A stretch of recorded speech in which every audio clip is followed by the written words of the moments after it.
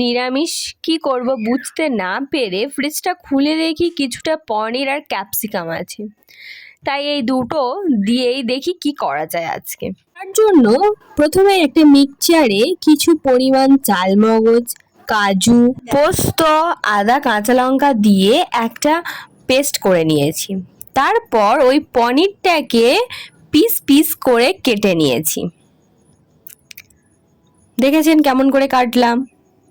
এরপর কড়াইতে একটু তেল গরম করতে দেব। তেলটা যতক্ষণ গরম হচ্ছে একটা বাটিতে কিছু পরিমাণ গরম জল আর কিছুটা লবণ দিয়ে রাখবো। তেলটা হিট হয়ে গেলে পনিরগুলোকে লাল লাল করে ভেজে নেব লবণ দিয়ে।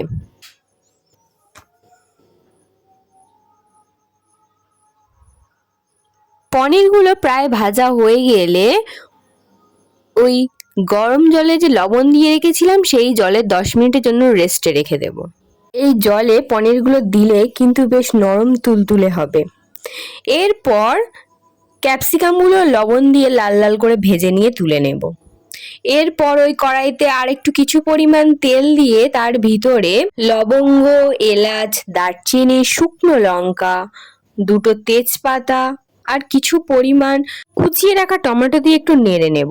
তারপর তার ভিতরে কিছু পরিমাণ লবণ আর কিছুটা চিনি দিয়ে এটাকেও ভালো করে নেড়ে নেব। তারপর ফাটিয়ে রাখা টক দইটাও দিয়ে দেব, দিয়ে নাড়তে শুরু করব। যখন একটু তেল ছাড়বে তার ভিতরে যে মশলাটা পেস্ট করে রেখেছিলাম সেটাকেও দিয়ে দেব। দিয়ে একটু নাড়াচাড়া করে ভেজে রাখা ক্যাপসিকামটা দিয়ে নাড়তে থাকবো। 10 মিনিট রেস্টে থাকার পর দেখতে পাচ্ছেন পনিরটা কি সুন্দর নরম তুলতুলে হয়ে গেছে। এরপর ওটাকেও মশলার ভিতরে দিয়ে নাড়তে শুরু করব। কিছুক্ষণের জন্য ঢাকা দিয়ে দেব।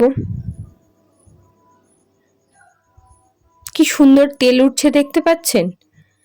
তারপর এর ভিতরে কিছুটা জল আর আমুল দুধ দিয়ে দিয়েছি। আপনারা চাইলে পাউডার দুধও গুলে দিতে পারেন, কোনো প্রবলেম হবে না। এরপর ওটাকে নেড়ে কিছুক্ষণের জন্য ঢাকা দিয়ে রেখে কিছু পরিমাণ ধনিয়া কুচি আর ঘি দিয়ে নামিয়ে নেব। এটা তো বলাই হলো না, এটা কি রেসিপি? এটা কিন্তু চিলি পনির। কমেন্টে জানাবেন কিন্তু কেমন হয়েছে।